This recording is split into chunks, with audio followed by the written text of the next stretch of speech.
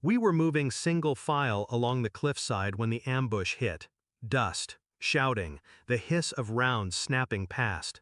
Then, his hand on my pack, my brother's hand. He leaned close, his breath was steady.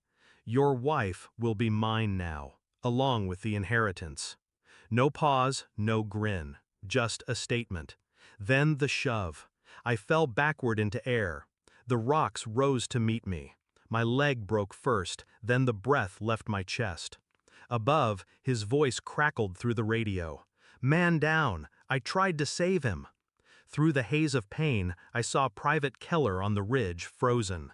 His eyes locked with mine. He'd seen everything. My brother turned, rifle raised toward him. "You saw nothing." The rest blurred. Heat, blood, waiting. 5 hours later, the radio came alive again. A voice I knew too well. Small, fragile. "My son? Dad, are you there?" They pulled me out before nightfall. My leg was useless, the bone a splintered ruin. But pain wasn't what kept me awake. It was the truth hiding in plain sight. My brother hadn't just tried to kill me, he'd told me why. He wanted my wife, and everything that came with my name. That night from the field hospital, I called home. No answer. The next day she answered. Her voice was tired, but not shaken. She asked about my injury, said she'd figure things out while I recovered. No mention of my brother. No surprise in her tone. That was the first crack. Not in her story, in the mask she wore without realizing it. 2 weeks later, while I was still on crutches, I got a parcel. No note, just a photo. My wife at a cafe, across from my brother. Her smile wasn't forced. I didn't rage, didn't slam my fist into the wall. I filed it away. The betrayal was real. The only question was, how far had they already gone? Recovery was my cover. Every limp, every groan made me the injured man too weak to notice anything. But my mind didn't rest. I started with phone records. His number showed up on her logs almost daily. Some calls late, too late. Then the bank. Quiet transfers from our joint account, round numbers. Withdrawn in cash, always the day before she visited a friend.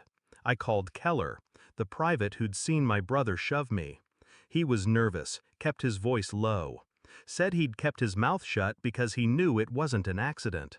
He also said something else, that my brother had been at my house while I was still in the hospital. I asked him to keep watching, not to intervene, just observe. 2 weeks later, I got his message. "They left your place together at 2 a.m. That was enough for suspicion, not enough for certainty. So I set a trap. I told her I'd be in rehab for another month. I even had the medic sign the paperwork. In reality, I was in town, quiet, invisible.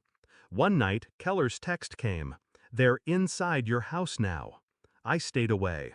I wanted evidence, not confrontation. It came in the form of a flash drive. Keller slipped it into my hand 2 days later. No words exchanged. On it, grainy footage from a camera I'd forgotten about. The one above the mantel, hidden in the frame. There they were, my wife, my brother. No space between them. The way he touched her wasn't new. The way she let him wasn't forced. The sound was faint, but I heard enough. Plans, money, the accident on the cliffside, my inheritance. I watched it twice, once for clarity, once for control. That evening, I invited them both over, said I had something to discuss.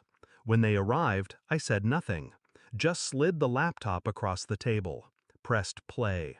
Neither moved, neither spoke. When the video ended, I looked at my brother. "You should have killed me when you had the chance."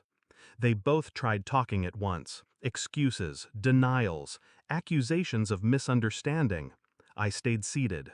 Then I told them how it would go. The footage was already with a military investigator. Keller's statement, too.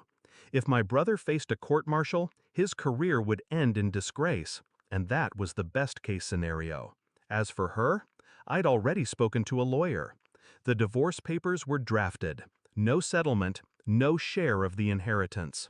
I reminded them of the bank transfers, the tax fraud they'd committed without realizing it. I explained, calmly, how that would surface once I filed my complaint.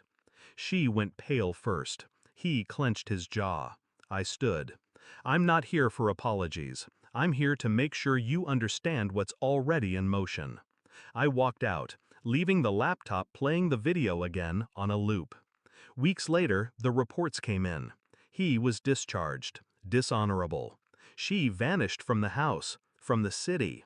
Last I heard, she was working just far enough from here to pretend she'd started over. I didn't follow up. My leg healed enough for me to walk without a limp. But I kept the cane, a reminder.